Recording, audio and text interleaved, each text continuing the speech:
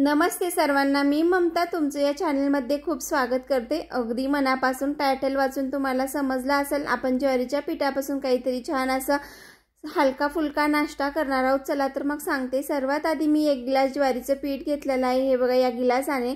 त्यानंतर न भाजलेला 1 वाटी रवा घेतलेला आहे, तुम्ही बघू शकता। त्यानंतर 1 वाटी दही टाकायचं त्यामध्ये। त्यानंतर आता यामध्ये आपल्याकडे जे भाज्या आहेत ना ते भाज्या टाकून द्यायचं। तुमच्याकडे जे घरात अवेलेबल आहे त्या भाज्या टाकून द्यायचं। सर्वात आधी मी शिमला मिरची टाकलेली आहे। त्यानंतर यामध्ये मी बारीक कट केलेली फुलगोबी टाकणार आहे। फुलगोबी असेल तर टाकायचं, नसेल तर काहीच हरकत नाही। त्यानंतर बारीक कट केलेला कांदा टाकून घ्यायचं, जेवढा बारीक होईल तेवढा कट करून घ्यायचं। त्यानंतर यामध्ये मी 1 वाटी कोथिंबीर टाकणार आहे। हिरवी मिरची टाकणार नाही मी, कारण मुलांना खायते वेळेस त्रास देते म्हणून टाकायचं नाही। त्यानंतर अर्धी वाटी टोमॅटो टाकलेला आहे, टोमॅटो अर्धाच टाकायचं कारण आधी दही टाकलेलं असल्यामुळे कमी टाकायचं। चवीपुरतं मीठ टाकायचं। लाल तिखट 2 चम्मच टाकलेले आहेत। त्यानंतर 1 चम्मच मी आता जिरे टाकणार आहे। हे सर्व टाकल्यानंतर आता यामध्ये आपल्याला ॲड करायचं आहे 1 गिलास पाणी आणि छान या पिठाला आता आपण जे भज्याचं पीठ मळतो का नाही त्या टाईपमध्ये याला मळून घ्यायचं आहे। तुम्हाला समजलं का मी काय बनवत आहे ते? चला सांगते। मी आज ज्वारीच्या पिठाचे आप्पे बनवणार आहे।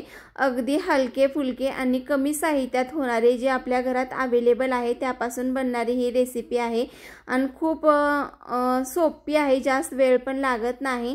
छान याला आता मळून घ्यायचं। थोडंसं अजून पाणी लागेल, पाणी टाकणार आहे मी आणि या पिठाला छान मळून घ्यायचं आणि एक 10 मिनिटं याला असं साईडला ठेवून द्यायचं। पीठ छान फुगतं, मग त्यानंतर आपण पुढची प्रोसेस करूया। हे बघा असं पीठ झालेलं आहे आपलं। त्यानंतर मी ॲपे पात्र घेतलेलं आहे, त्या गॅस चालू करून त्याला ठेवलेलं आहे। त्यावरती आता मी थोडं तेल टाकून घेणार आहे, तुम्ही बघू शकता। थोडंसं तेल टाकायचं सर्व पात्रामध्ये। त्यानंतर याला अजून चविष्ट बनवण्यासाठी मी थोडेसे तीळ टाकणार आहे, 1 4 दाणे त्यामध्ये तीळ टाकून द्यायचं। त्यानंतर आता या सर्वामध्ये आपण जे पीठ तयार केलेलं आहे ना ज्वारीच्या पिठाचं, रव्याचं, दह्याचं, ते सर्व आता यामध्ये भरून घ्यायचं आहे आपल्याला। खूप सोपी पद्धत आहे, जास्त वेळ लागत नाही। जेव्हा आपल्याला चपाती रोटी काही बनवा वाटत नाही, भाजीला काही जर नसेल घरामध्ये, काहीतरी वेगळं चटपट खायचं असेल, तेव्हा हे तुम्ही बनवू शकता मुलांना आणि खूप लवकर होतं, जास्त वेळ लागत नाही। जे आपल्या घरात अवेलेबल आहे त्यापासून बनवायचं। हे बघा त्यानंतर मी आता याला झाकण ठेवून एक 5 मिनिट थांबणार आहे। 5 मिनिटानंतर मी दाखवते तुम्हाला कसे झालेले आहेत ते। हे बघा असे झालेले आहेत, खूप छान झालेले आहेत। मी यामध्ये खायचा सोडा वगैरे काहीच टाकलेलं नाही, कारण जेवढं झालं तेवढं मला हलका फुलका आहार बनवायचा होता म्हणून मी असंच बनवलेलं आहे। तुम्ही बघू शकता न खायचा सोडा वगैरे वापरता किती छान झालेले आहेत हे ॲप्पे आपले। कुठं चिटकले वगैरे नाहीत, मोडलेले नाहीत, खूप छान इझी निघत आहेत, तुम्ही बघू शकता। तेल आणि तिळामुळे खूप छान चव येते याला, तुम्ही नक्की ट्राय करा। दोन्ही साईडनं छान असं भाजून घ्यायचं याला, म्हणजे खायला खूप छान टेस्ट लागतं। तुम्ही याला सॉस सोबत वगैरे पण खाऊ शकता, असंच पण खाऊ शकता। समजा तुमच्याकडे भाज्या वगैरे नसल्या तर तरी पण तुम्ही याला असंच करू शकता।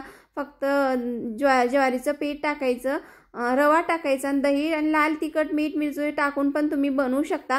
कांदा मात्र टाकायला विसरू नका, कारण कांद्यामुळे खूप छान याला टेस्ट येते बरं का। कांदा टाकायचाच यामध्ये।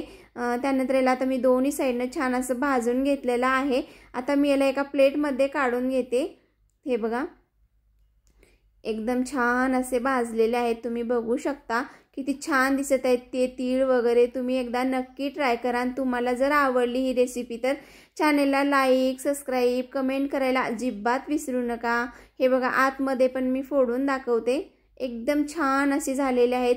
सुवास तर खूप छान दरवळत आहे याचा, मस्त। आता एकदम आवडीनं खातील माझ्या मुली। तुम्हाला जर आवडले तर तुम्ही पण तुमच्या मुलींना असंच करून खाऊ घाला।